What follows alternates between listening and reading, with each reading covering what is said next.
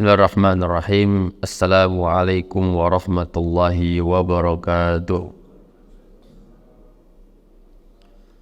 Innal hamdalillah nahmaduhu wa nasta'inuhu wa nastaghfiruh wa na'udzu billahi min shururi anfusina wa min sayyiati a'malina. Man yahdihillahu fala mudilla lahu wa man yudlil fala hadiyalah. Asyhadu an la ilaha illallah wahdahu la syarika lahu wa ashhadu anna Muhammadan abduhu wa rasuluh. Ya ayyuhalladzina amanu taqullaha haqqa tuqatih wa la tamutunna illa wa antum muslimun. Ya ayyuhan nasu taqu rabbakumul ladzi khalaqakum min nafsin wahidah wa khalaqa minha zawjaha wa bassa minhuma rijalan katsiran wa nisaa'a wattaqullaha alladzi tasaaluna bihi wal arham innallaha kana 'alaikum raqiba. Amma ba'd. Ikhwani wa akhwati fid din rahimani wa rahimakumullah.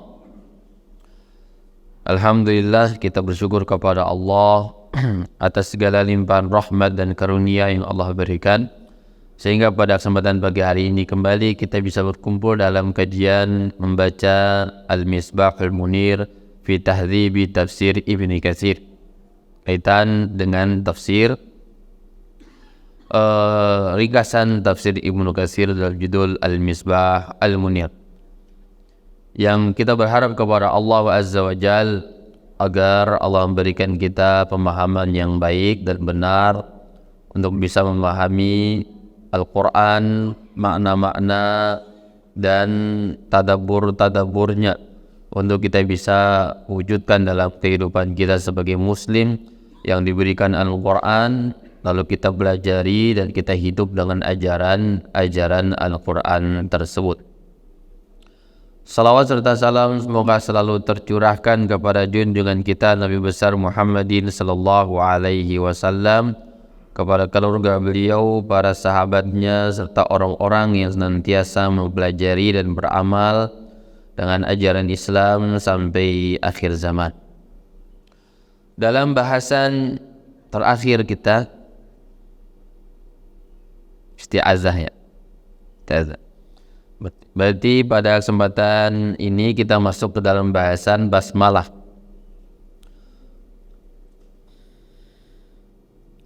Kata beliau, al-basmalatu awwalu ayatin min suratil Fatihati. Atau sudah nih bahasannya? Sudah ya? Terakhir catatan dari Afiyah, Pak.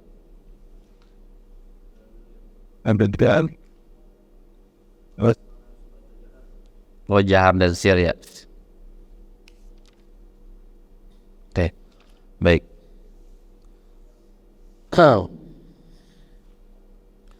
Dalam keutamaan, berarti fasl fi fadliha, keutamaan membaca basmalah. Al-Imam Ibnu Katsir rahimahullahu ta'ala mengatakan, Rawal Imam Ahmad bin Hanbal fi musnadihi an radifin Nabi sallallahu alaihi wasallam qala asra bin Nabi sallallahu alaihi wasallam faqultu taisa syaitan. Diriwayatkan ya dalam musnad Imam Ahmad dari orang yang dibonceng oleh Rasulullah sallallahu alaihi wasallam, tiba-tiba kendaraan itu tergelincir. Faqultu, maka orang itu mengatakan ta'iza syaitan, ya, celaka setan ini, atau mungkin bahasa kita buset ini setan, bahasa orang sekarang ya, buset gitu ya, karena kendaraannya tergelincir. Onta atau keledai ditunggangi tergelincir. Maka Nabi mengatakan, faqala Nabi sallallahu alaihi wasallam, la taqul ta'iza syaitan. Jangan katakan begitu. Ya. Fa innaka idza qulta ta'iza syaitan ta'azam. Jika kamu mengatakan demikian tadi, ya, dengan bahasa yang semacam itu, maka setan itu akan besar, dia akan sombong. karena dia merasa dialah yang berbuat untuk membuat kendaraan tersebut tergelincir. Wa qala biquwwati saratuhu. Ya, setan akan mengatakan dengan kekuatan kula, ya, hewan kalian ini tergelincir. Wa idza qulta bismillah tasaghar hatta yasira misla zubab. Jika mengatakan bismillah, nah ini jika tergelincir hewan kita atau kendaraan kita, ucapkanlah bismillah. Maka syaitan ini akan tasaghar, akan kecil dia. Hatta yasira misla zubab, sampai seperti lalat. Ya. Jadi ini keutamaan basmalah yang dikutip oleh Al-Imam Ahmad rahimahullah di dalam Musnad, ya, beliau dari Rasulullah sallallahu alaihi wasallam. Jadi kalau ada kendaraan hewan tergelincir mau jatuh dan semisalnya, yang diucapkan adalah bismillah. Ini ucapan kita, karena hakikatnya tergelincirnya hewan tersebut, ya, kita berlindung kepada Allah, ya, mencari keberkahan dari Allah Subhanahu wa taala dan pertolongan. Karena hakikat bismillah itu, basmalah itu adalah dua makna kata ulama, yaitu ba di dalam nama Allah, bi ismi Allah, ya, ba di situ adalah bisa berarti ba lit tabarruk, cari berkah. Yang kedua ba lil isti'ana, minta perlindungan kepada Allah Subhanahu wa taala. Maka ucapkan itu, ya, niscaya syaitan akan mengecil dan kecil dan pergi sampai dia seukuran lalat. Namun jika kita mengatakan yang lainnya, ya, syaitan lain dan itu, maka dia akan membesar dan mengatakan berarti aku kuat, bisa menyebabkan hewannya, kendaraannya tergelincir, jatuh dan semisal itu. Ini barangkali merupakan sunnah bagi kita semua yang kita sering lupa. Jika kendaraan kita tergelincir dan semisalnya, licin jalan dan semisal itu, ketahuilah hakikatnya adalah setan yang merusak kehidupan atau perjalanan kita. Maka ucapkan bismillah. Ini kita ucapkan. Ini keutamaan daripada basmalah. Kita sering lupa atau bahkan belum tahu selama ini tentang sunnah yang Nabi ajarkan demikian. Ternyata kalau berkendaraan tergelincir kendaraan kita, maka ucapkan bismillah.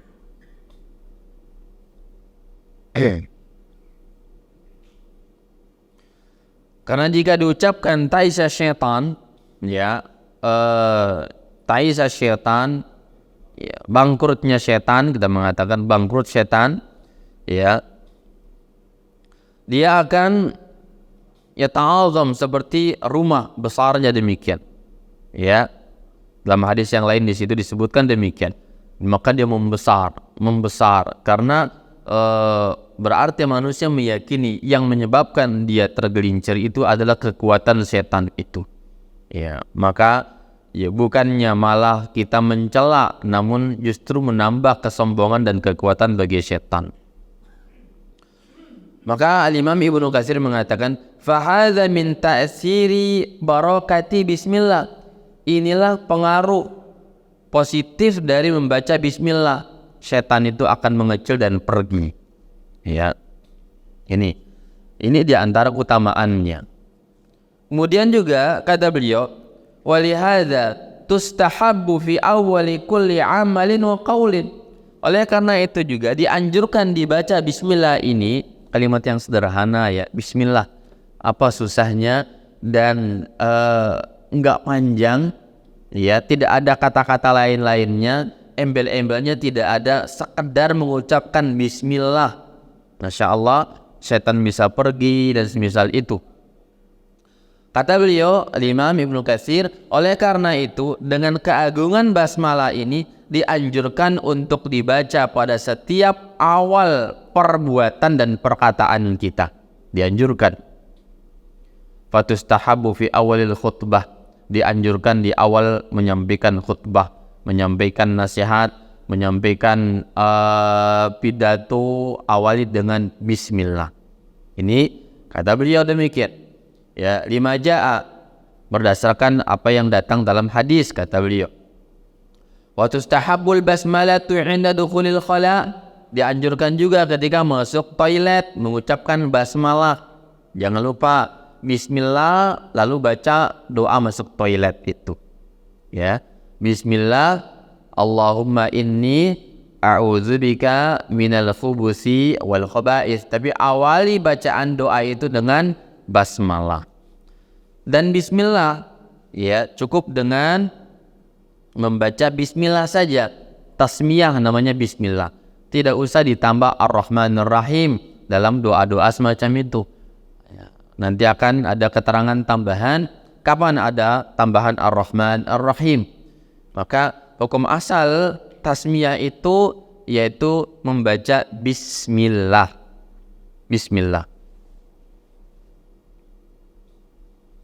Maka ketika masuk toilet, ucapkan bismillah lalu membaca doa masuk toilet. Ini juga terkadang orang lupa membacanya. Ya, membaca bismillah lalu doa masuk toilet, asal masuk. Juga tidak diperhatikan adab kaki mana yang masuk, kaki mana yang keluar. Nabi SAW mengajarkan adab-adab semacam itu. Dan itulah inti daripada ajaran Islam itu adalah ajaran adab. Ajaran adab, kita beradab di dalam berbuat, bertingkah laku sesuai dengan anjuran yang dianjurkan oleh Rasulullah SAW. Ucapannya apa? Ya, adabnya seperti apa? Itulah adab Islam. Dan itu adab ya bagi umat Islam, bukan bagi anak-anak kecil saja. Terkadang kita berpikir adab-adab semacam ini untuk anak kecil ajalah, nggak usahlah tegur saya dalam hal semacam ini, hal kecil, nggak dosa juga, nggak rugi juga, Anda nggak rusak juga, dan seterusnya. Ini terkadang ngeyelnya kita, rasa sombong itu muncul ketika ya hal-hal dianggap kecil, namun masya Allah dahsyat akan pahalanya. Sekarang kita harus berubah. Jangan remehkan apapun agama Islam ini, tidak boleh kita remehkan. Dia sekalipun dalam konteks adab semacam itu, namun kita belajar sedikit demi sedikit. Allah berikan keberkahan kepada kita, Allah rahmati kita, maka hal-hal lain akan kita terbiasa di dalam kebaikan. Bayangkan jika orang biasa meremehkan hal semacam ini, maka terus dia akan belajar menjadi terbiasa di dalam meremehkan syariat.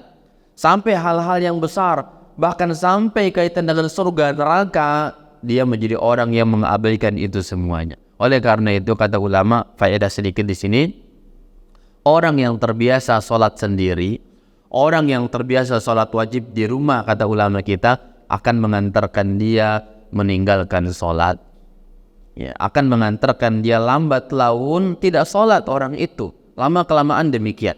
Kenapa? Meremehkan satu syariat, sholat di masjid yang merupakan sebuah kewajiban, ya, maka dia pindah ke level yang lebih rendah. Nanti bisikan syaitan rendah lagi, sampai dia tidak sholat, maka status dia diperdebatkan oleh para ulama antara kafir atau fasik. Antara dia kafir atau fasik. Maka berislamlah secara kafah. Jangan beda-bedakan antara adab yang wajib, adab yang sunnah dan semisal itu. Baik. Kemudian kata beliau, wa tustahabu fi awal al-wudu' lima jaa fi musnad al-Imam Ahmad wa sunani min riwayat Abi Hurairah wa Sa'id bin Zaid wa Abi Sa'id marfu'an. La wudu'a liman lam yadhkur ismallahi alaih. Dan juga dianjurkan ya diawali basmalah, membaca basmalah di awal wudu. Sebelum berwudu ucapkan basmalah. Berdasar hadis yang dikeluarkan oleh Imam Ahmad dalam musnad beliau dan juga Sunan Tirmidzi, Nasa'i, Abu Daud dan juga yang lain, yang datang dari sahabat Abu Hurairah, Sa'id bin Zaid, Abi Sa'id Al-Khudri, secara marfu' Nabi mengatakan la wudu'a liman lam yadhkur ismallahi alaih. Tidak ada wudu bagi orang yang tidak mengucapkan basmalah sebelum berwudu. Ini lagi hadis. Ya. Ulama kita berbeda pendapat masalah basmalah di awal wudu. sebagian mengatakan dia wajib. Karena Nabi menafikan la wudu, tidak ada wudu bagi orang yang tidak membaca basmalah ya di awal wudunya. Ya. Sebagian ulama kita mengatakan dia sunnah. Sebagian lagi mengatakan wajib bagi yang ingat. Wajib bagi yang ingat, kata mereka. Ini praktek Rasulullah SAW. Kenapa mereka berbeda? Karena ayat wudhu di dalam Al-Quran surah Al-Maidah ayat 6 itu tidak menyebutkan basmalah. Ini ayatnya mengatakan apa? Ya, fa idza qumtum ila sholati faghsilu wujuhakum wa aydiyakum ila al-marafiqi wamsahu bi ru'usikum wa arjulakum ila al-ka'baini. Jika kalian ingin salat, maka basuhlah wajah kalian dan juga lalu tangan kalian sampai siku, dan usaplah kepala kalian dan kaki kalian sampai ya ka'baini, mata kaki, sampai ya tumit atau mata kaki. Maka dalam ayat itu tidak menyebutkan basmalah. Lalu itulah yang menjadi rukun daripada wudu yang 4 berdasarkan ayat.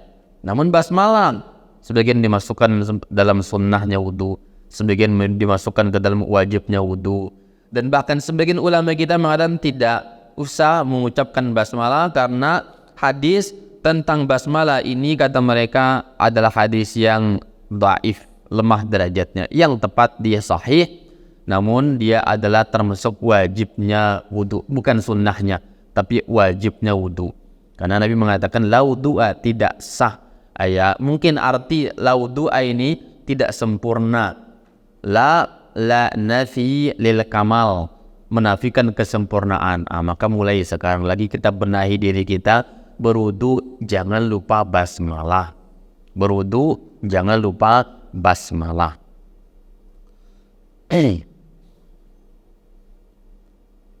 Dan Imam Ibnu Katsir mengatakan wa huwa hadisun hasan.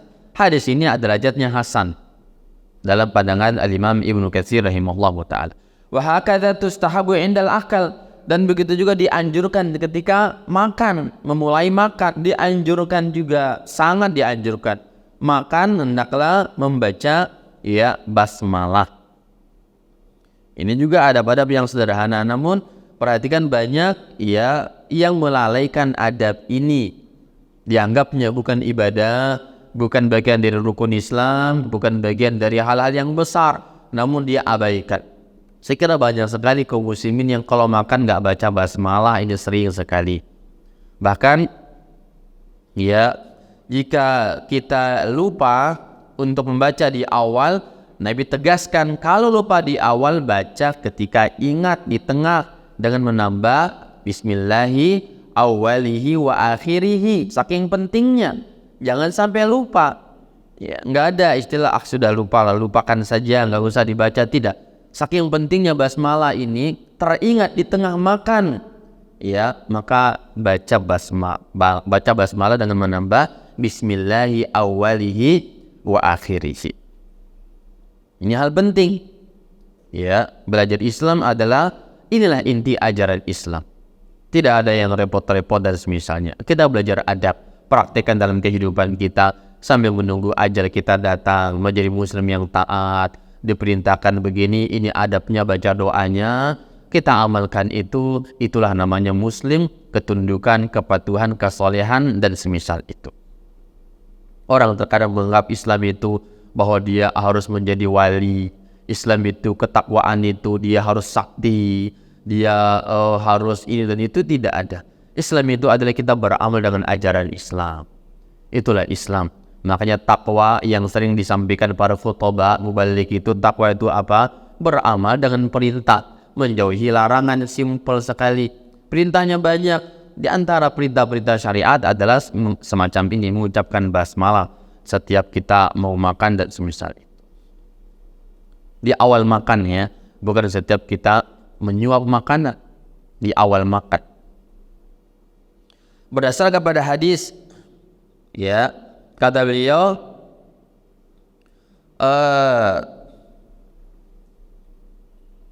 ketika Nabi mengajarkan kepada salah seorang sahabatnya ya, qul bismillah wa qul biyaminika, makanlah dengan mengucapkan bismillah. Ucapkan bismillah ketika makan.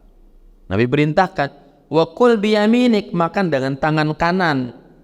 Wa qul mimma yalik, makanlah dari apa yang ada di hadapanmu. Jadi kalau kita makan berjamaah bersama-sama itu ada adabnya. Ya, ada nampan gitu ya, disunnahkan makan bersama satu nampan, berdua, bertiga. Lalu kalau nampan ya ada makanan, maka makan yang di depan kita, jangan yang di depan orang. Kecuali kata ulama ada sambal di sana yang harus kita kejar, maka boleh. Ya, tapi kalau memang sudah masing-masing ada lauk di situ, ya, ada ayam, potongan ayam, tahu, tempe, maka di depan kita masing-masing makan yang di depan kita saja. Jangan loncat tangan ke depan orang. Itu kalau ya berjamaah. Namun kalau sendiri ya terserah kita, milik sendiri.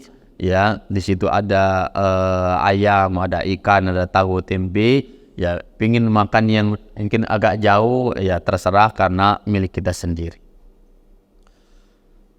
Dan kaitan dengan hadis ini juga, setelah Nabi mengajarkan bismillah, makan dengan tangan kanan. Berikut juga minum dengan tangan kanan. Ini agama kita mengajarkan demikian juga, bahkan wajib. Makan minum dengan tangan kanan itu wajib, tidak boleh dengan tangan kiri. Nabi memperumpamakan orang yang makan minum dengan tangan kiri dengan cara setan. Kita mungkin masuk mulut, ya, pegang sendok atau garpu, dua-duanya masuk ya. Ini masuk, ini juga masuk. Ya kan, motong dengan pisau lalu masuk yang kiri. Ini haram dalam agama kita. Ya, dan tidak menerima perdebatan lagi. Mungkin ada orang mengatakan, Ustadz, mungkin Nabi melarang tangan kiri, kan kotor tangan kiri itu Ustadz. Saya baru dari wastafel Sunlight, Mama Lemon, sudah saya cuci tangan kiri. Dan juga pegang garpu, sendok, saya nggak menyentuh langsung. Jangan beralasan kepada agama kita. Kita nggak tahu hakikatnya apa. Nabi melarang makan dengan tangan kiri. Namun Nabi mengatakan ternyata bukan karena kebersihan, tapi apa? Cara makannya setan. Ya, ternyata tangan kiri itu adalah makan dengan tangan kiri, cara makan setan, bukan karena dia kotor. Ya. Mungkin di antara hikmahnya karena biasa megang kotoran, ya mungkin, afan, ya. Akan tetapi Nabi katakan cara makan setan. Nabi yang menyebutkan, wahyu Allah yang menyuruhnya. Wahyu. Nah, berarti makan pun kita nggak boleh tangan kiri, megang gelas langsung masuk mulut. Makan gorengan, gorengan, lalu cabai, tangan kiri, jangan, dua-duanya megang tangan kanan. Tangan kiri mungkin megang aja, nyuap nggak boleh, megang ya boleh, ya nyuap tangan kanan harus. Ini ada, mungkin dipandang sederhana, namun kita sudah makan dengan cara setan, nggak berkah yang kita makan. Mungkin halal dari apa yang kita cari, hasil keringat kita dan semisal itu, namun ternyata pas ketika cara makannya, cara makan setan. Bagaimana Allah berkahi daging yang tumbuh, ya, dalam diri kita dari makanan tersebut. Kenyang hanya membuat rasa malas, hanya membuat tidur pulas, ibadah nggak ada semangatnya karena tenaga yang masuk bukan berkah atas dasar cara makannya, cara Rasulullah SAW. Dan terbanyak orang Islam makan dengan tangan kiri. Adab yang disepelekan oleh kaum muslimin, pegang botol ya, air mineral tangan kiri, nggak boleh. Karena alasan yang ini ada makanan, yang ini minuman, tidak boleh. Ya, Allah ciptakan dua-duanya, iya. Namun ada cara menggunakannya sesuai dengan syariat. Allah yang menciptakannya, Allah juga yang mengatur cara kita memakainya. Nah, ini penting sekali bagi kita. Ketika Rasul mentasbihkan dia dengan cara setan, maka dia menjadi haram dalam agama kita. Ya.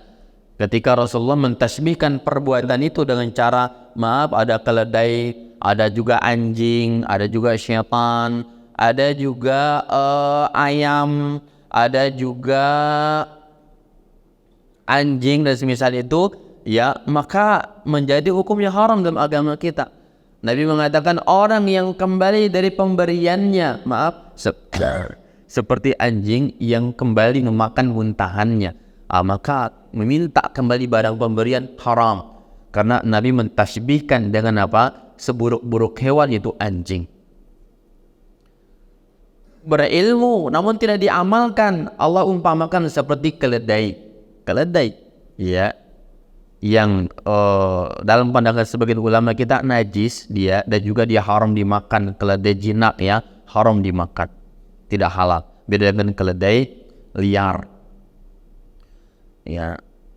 Seperti ayam mematuk dalam sholat, terburu-buru dalam rukuk dan sujudnya. Kata Nabi, orang yang sholatnya terburu-buru seperti ayam mematuk, maka ini juga dilarang oleh Rasulullah sallallahu alaihi wasallam. Maka haram terburu-buru dalam sujud dan rukuk. Enggak boleh, sabar, tenang, tumaknina, bacaan yang tenang, doa baru bangkit. Perbuatan itu haram.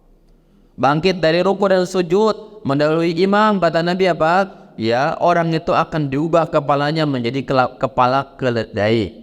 Keledai, ya, maka haram hukumnya mendahului imam dalam gerakan-gerakan dan seterusnya. Jadi bukan persoalan yang kecil. Makan minum dengan tangan kanan, ucapkan bismillah, makan dengan tangan kanan, ya, dan makan apa yang ada di depan. Ini tambahan faedah dari kaitan dengan hadis ini. Ucapkan bismillah. Kemudian kata beliau, wa minal ulama'i man aujabaha, ya wal halatu hadhihi. Sebagian ulama kita ada yang mewajibkannya mengucapkan basmalah ketika makan. Wajib mengucapkan basmalah itu, ya. Jangan lupa, ya.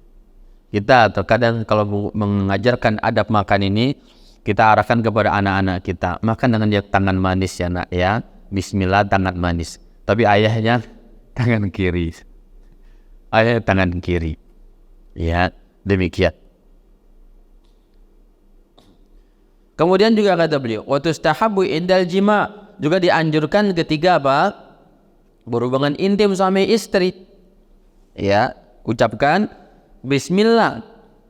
Disebutkan dalam sahihainnya dari Abdullah bin Abbas, kata beliau, anna Rasulullah sallallahu alaihi wasallam, bahwasanya Rasulullah sallallahu alaihi wasallam bersabda, "Lau anna ahadakum idza arada an yati ahlahu qala bismillah Allahumma jannibna syaitan wa jannibi syaitana ma razaqtana fa innahu an yuqaddar bainahuma waladun lam yadurruhu syaitanu abada." Ya, seandainya salah seorang di antara kalian ingin mendatangi istrinya dalam hubungan intim di kasurnya, ya, lalu dia mengucapkan bismillah, lalu menambah doa bismillah Allahumma jannibna syaitan wa jannibi syaitana ma razaqtana, maka jika Allah takdirkan anak kepada mereka, tidak akan diganggu oleh setan-setan. Masya Allah. Makanya ada seorang di Arab sana, anaknya 11, semua anaknya penghafal Quran. 11 anak penghafal Quran. Kita punya anak 1, 2 nggak bisa dihafalkan Quran. Itu 11, banyak, namun semuanya dihafalkan Al-Quran. Ditanyakan, ya akhi, apa kiat kok bisa anak ini hafal Quran semuanya? 11 anak, 11 hafalan Quran.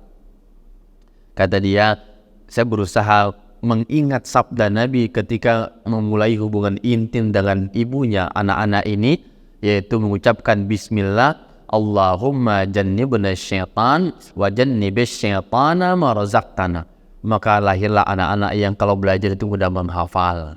Setan tidak banyak mengganggu mereka. Mereka kalau belajar itu mudah, dan seterusnya. Masya Allah. Anak-anak kita bukannya menghafal Quran, sebagian anak kaum muslimin menjadi, ya, orang-orang yang suka tawuran. Mungkin ketika dicetak, diproduksi itu nggak pakai bismillah dan mungkin saja. Sebagian anak muslim pintar tapi korupsinya kuat, nggak takut kepada Allah, dekat dengan setan. Mungkin juga pas dicetak anak-anak itu bukan dengan mengucapkan basmalah, tidak ada keberkahan dalam anak-anak kaum muslimin. Ini penting untuk diingatkan, ya. Namun itu bisa, ya bisa tidak, ya kan? Bisa jadi pengaruh luar juga, pengaruh pergaulannya, atau juga media, ya, dan semisal itu, tontonan dan semisalnya. Sehingga namun keberkahannya dahsyat basmalah ini. Bahkan dalam hadis yang lainnya kata Nabi, barang siapa yang masuk rumahnya tidak mengucapkan basmalah, ini juga dianjurkan masuk rumah ucapkan basmalah, setan masuk bersama dia. Apa kata setan? Ketika dia membaca basmalah, kata setan, aduhai, tidak ada tempat menginap malam ini di rumah dia karena dia mengucapkan basmalah. Ya, ketika dia makan, maka diucapkan basmalah, kata setan, aduhai, alangkah sedihnya tidak bisa makan bersama dia. Masya Allah, makan bareng setan. Ya, jika basmalah diucapkan, maka setan tidak akan makan bersama kita. Bahkan ketika berhubungan intim mengucapkan basmalah, kata setan, saya tidak bisa ikut campur dalam urusan mereka tersebut. Namun ketika tidak diucapkan, maka disebutkan ada dua setan di sana, setan yang gemuk, setan yang kurus. Setan yang gemuk, ya, ditanyakan kenapa kok bisa gemuk seperti itu. Saya gak kurus, kata dia. Kata yang gemuk, iya karena saya tinggal di rumah, orang-orang rumah itu gak pernah mengucapkan basmalah. Masuk rumahnya gak basmalah, maka saya bisa tidur nyenyak di bawah AC mereka itu. AC Daikin, AC Mas Piong, enak tidur bersama mereka. Kenapa? Gak pernah pakai basmalah, tidur pun pulas nyenyak, puas tidur istirahat saya. Makan sama, mereka juga makan nasi kebuli mereka pun ikut saya makan bersama mereka. Ya, kenapa nggak pakai basmalah? Maka dia gemuk, kata si setan yang satu. Yang satunya kurus. Kenapa kurus? Ya, karena saya ditugaskan oleh bos atasan untuk mengawasi rumah si fulan dan dia selalu baca basmalah. Saya pun nggak dapat asupan makanan, istirahat pun di luar rumah, nggak bisa di dalam, kehujanan, kepanasan. Musim hujan, kepanasan, kedinginan, gak bisa tidur nyenyak seperti kamu. Karena orang yang punya rumah itu soleh, dia selalu mengucap basmalah. Makan, dia selalu mengucapkan basmalah. Lalu saya pun gak dapat menu makanan, maka saya kurus, kurang asupan. Demikian, itu hadisnya sahih. Ya, dan kita ternyata demikian, kebanyakan orang suka makan bareng setan, tidur bareng setan. Tidur bareng itu bareng setan, makan bareng dengan setan. Kenapa basmalahnya tidak ada? Kalimat simple, sedikit, namun lihat dahsyatnya.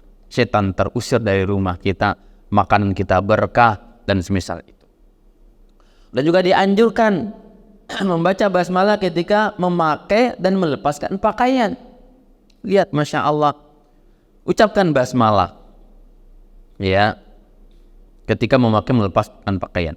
Bahkan kata Rasulullah SAW, barang siapa yang tidak mengucapkan basmalah ketika melepaskan pakaian, setan melihat aurat-aurat dia, tersingkap auratnya oleh setan. Yang dulu iblis menggoda Adam AS bersama Hawa, ingin melihat aurat mereka dengan berbagai cara. Caranya apa? Makan dulu buah yang dilarang Allah Azza wa Jalla itu, sajarah, buah pohon yang orang sebut zaman sekarang buah khuldi gitu ya. Sebenarnya penamaan khuldi itu tidak ada ya. Sehingga setan menggoda, ingin sampai kepada sebuah puncak melihat auratnya, ajak makan yang buah yang Allah larang untuk didekati. La taqraba hadhihi syajarah fatakuna minadh dhalimin, kata Allah. Adam Hawa, jangan dekati pohon ini ya. Jangan makan buahnya. Kalau kalian makan, kalian menjadi orang yang zalim. Maka apa kata setan, iblis? Ketika mereka makan keduanya, maka tersingkaplah aurat-auratnya. Prosesnya panjang itu, iblis menggoda Adam sampai bermaksiat dan tersingkap auratnya itu. Dan itu puncak tujuan iblis, menyingkap aurat Bani Adam. Namun ternyata kita saat ini dengan memakai pakaian, melepaskan pakaian, lupa membaca basmalah, setan pun sudah begitu mudah melihat aurat. Ya, dan ada hadis juga mengatakan, kullu amrin zibalin la yubda'u fihi bismillah wa awtar. Setiap perbuatan yang mulia lalu tidak diawali dengan basmalah, maka terputus pahalanya, enggak dapat apa-apa. Ya, lakukan segala sesuatu dengan bismillah. Penting itu. Bismillah hal penting dalam kehidupan kita. Ya. Hadirin dan hadirat yang dimuliakan Allah Subhanahu wa taala. Mulai dari diri kita, ajarkan anak-anak kita, istri kita, masuk rumah ingat membaca basmalah. Makan jangan lupa baca basmalah. Berwudu baca basmalah, ya. Dan juga yang lainnya tadi yang kita sampaikan, jangan lupa mengucapkan bismillah. Bismillah. Karena ada pahala, ada keberkahan di sana. Kemudian kandungan daripada bismillah ini adalah ya tadi yang bisa kami sampaikan bahwa dia mengandung makna keberkahan. Ba di sana artinya lin tabarruk, mencari berkah, dan juga ba lil isti'anah, minta perlindungan kepada, minta pertolongan kepada Allah untuk menyelesaikan tugas-tugas. Ucapkan bismillah, ya, dan mengandung sebuah makna bahwa kita sandarkan kekuatan dan memulai pekerjaan itu Allah yang akan menuntaskan. Jangan katakan saya bisa, saya kuat, dan saya pintar, ini bakal gagal. Ada aja penghalangnya. Ada saja yang menjadi penghalang perbuatan atau tugas kerjaan itu karena kita mengandalkan diri kita yang lemah, ya. Sedangkan kekuatan hakiki dari Allah Azza wa Jalla, dan kita ternyata tidak menyandarkan kekuatan tawakalnya kepada Allah Azza wa Jalla lewat ucapan basmalah tadi. Ini penting bagi kita, ya. Naik kendaraan, bismillah. Turun kendaraan, bismillah. Awali dengan basmalah semuanya, agar kita mendapatkan keberkahan dari kerjaan tersebut.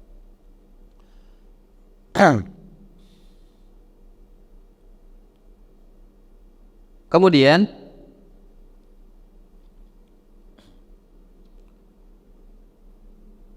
dan lebih dahsyat lagi dalam membaca Al-Quran tentunya, ya. Karena Al-Quran itu semua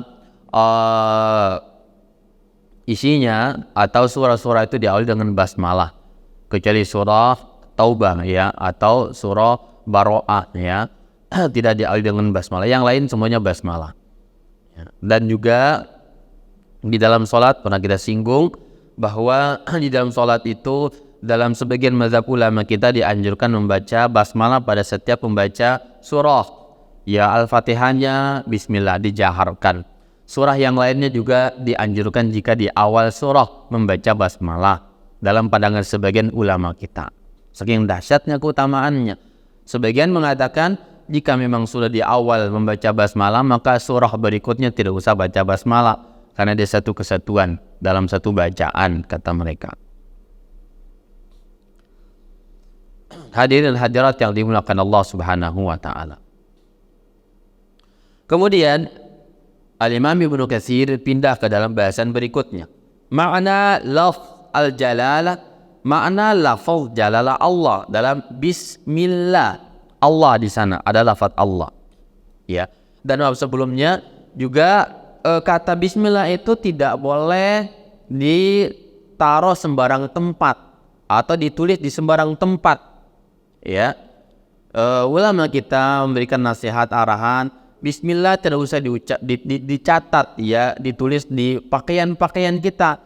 Di sebagian orang menulis basmalah di bajunya, di topinya dan semisal itu, tidak usah, karena itu akan menghinakan lafaz Allah, lafzul jalalah Allah, ya.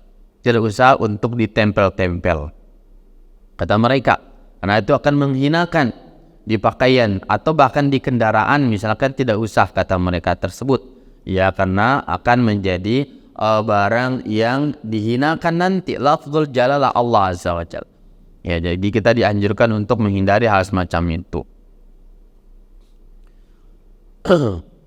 Karena Nabi SAW, ya, memang ada di dalam cincin Nabi itu lafaz tauhid, ya, Muhammadun Rasulullah, ada Allahnya.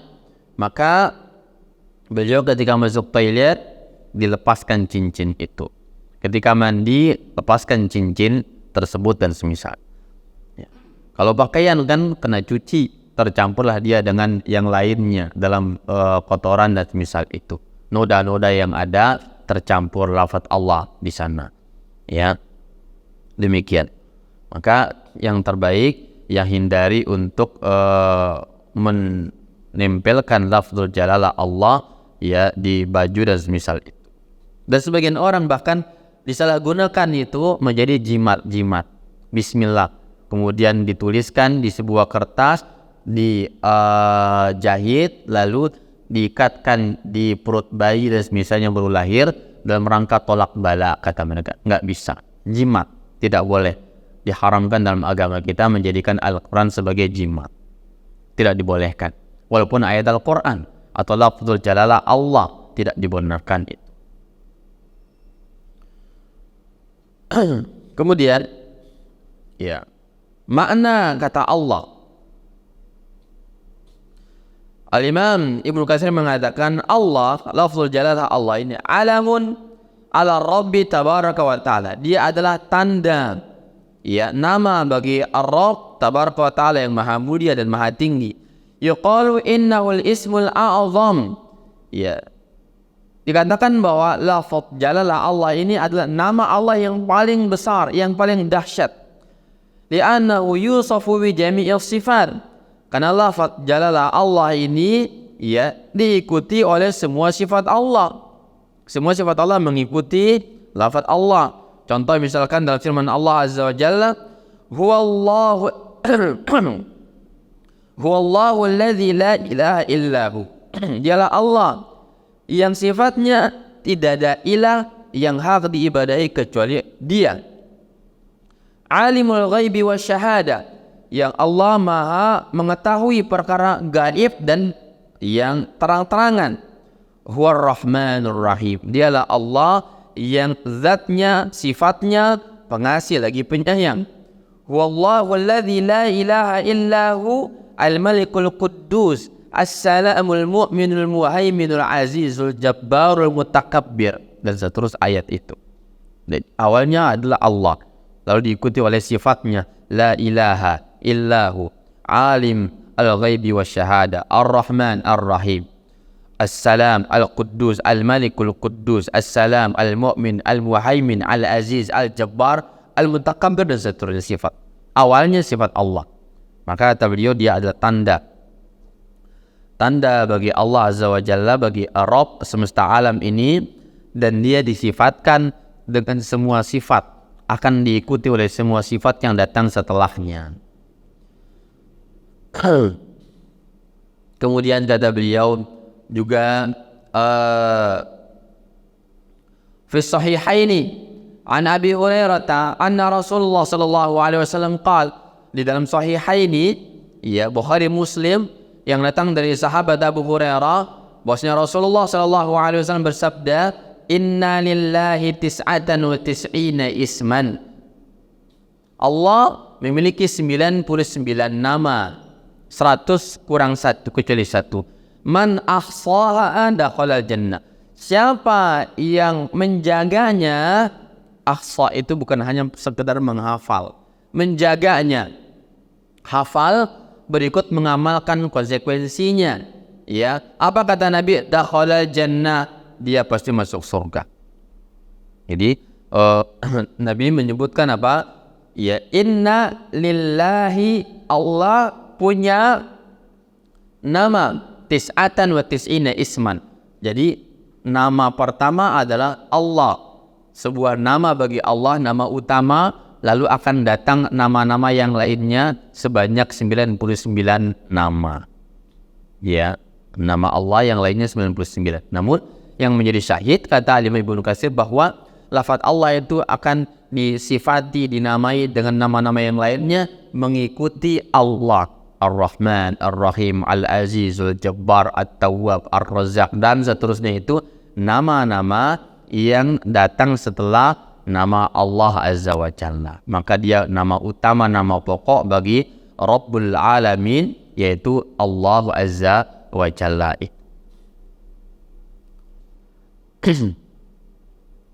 Jamaah sekalian yang dimuliakan oleh Allah Subhanahu wa Ta'ala,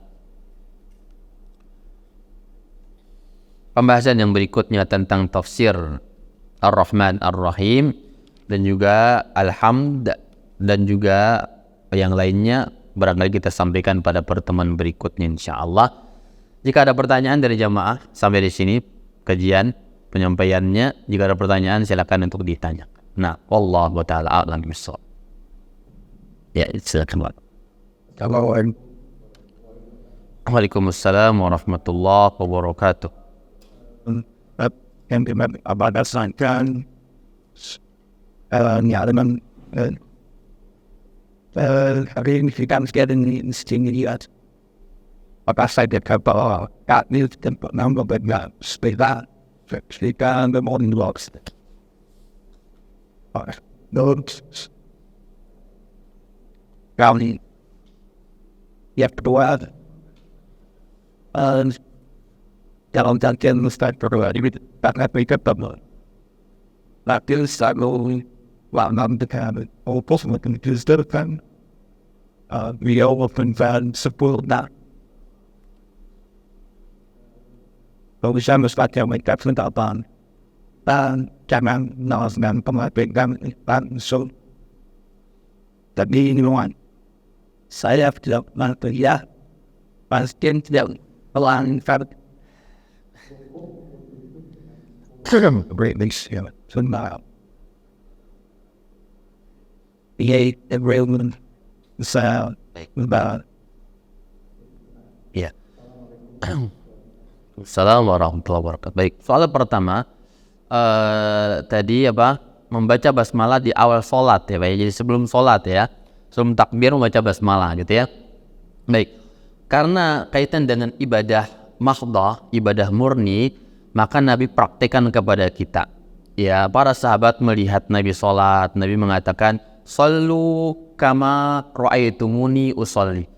Sholatlah kalian seperti kalian melihat aku sholat, ya kan? Maka sahabat mengutip kepada kita bagaimana Nabi sholat, apa yang dibaca, bagaimana gerakan tangan, mata kemana, ketika tasyahud seperti apa, rinci disebutkan para sahabat, ya. Sampai disebutkan ini bulat, yang ini berisyarat, ini juga kadang menggerak-gerakkan, detail para sahabat, bacaannya apa dan seterusnya. Lalu apakah basmalah masuk ke dalam bacaan sebelum sholat? Maka sejauh apa yang kami baca dan pelajari, tidak ada riwayat bahwa Nabi itu membaca basmalah sebelum sholat ya, karena ada hadis mengatakan bahwa Nabi itu jika sholat maka beliau qama fastaqbala qiblat summa kabbara ya, dan ini mengajarkan kepada sahabat yang ingin sholat itu, yang sholatnya salah, yang 3 kali dia mengulang sholat, minta diajarkan Rasul agar sah benar sholatnya. Maka dia mengatakan, idza aradta as-sholat, jika anda ingin sholat maka fastaqbil qiblat fakabbir, hadaplah kiblat lalu segera takbir. Tidak ada bacaan yang lainnya, tidak ada bacaan basmalah atau juga yang lainnya sebelum sholat. Nah, maka berarti di sini adalah mengucapkan basmalah pada hal-hal yang memang ya umum mutlak dan dalam konteks peribadatan yang terikat ya, sebagaimana harus contohkan, tidak ada basmalah maka tidak diucapkan. Sebagian orang mungkin menambah-nambah di situ, ada basmalah, ada bahkan membaca surah, ada yang membaca al-ikhlas ya, ada yang membaca isti'azah, ada yang membaca yang lainnya, tidak dibolehkan itu. Karena andaikan itu baik, niscaya Nabi praktikkan dan pasti ada kutipan-kutipannya kepada kita, karena Islam ini sudah sempurna. Karena para sahabat mengutip secara detail apa yang Nabi baca di dalam sholat itu ya, dan dari awal sampai selesainya. Lalu basmalah apakah ada sebelum sholat? Tidak ada, maka tidak boleh kita baca. Ini yang pertama.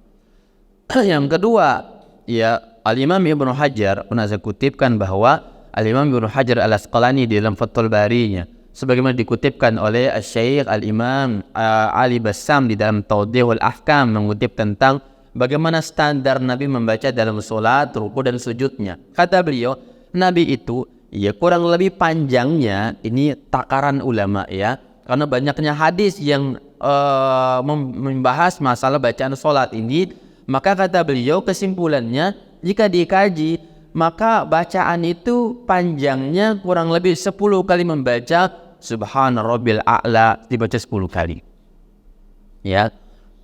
Subhana Rabbil A'la, Subhana Rabbil A'la, Subhana Rabbil A'la, Subhana Rabbil A'la, Subhana Rabbil A'la, Subhana Rabbil A'la, Subhana Rabbil A'la, Subhana Rabbil A'la, subhana rabbil a'la, subhana rabbil a'la.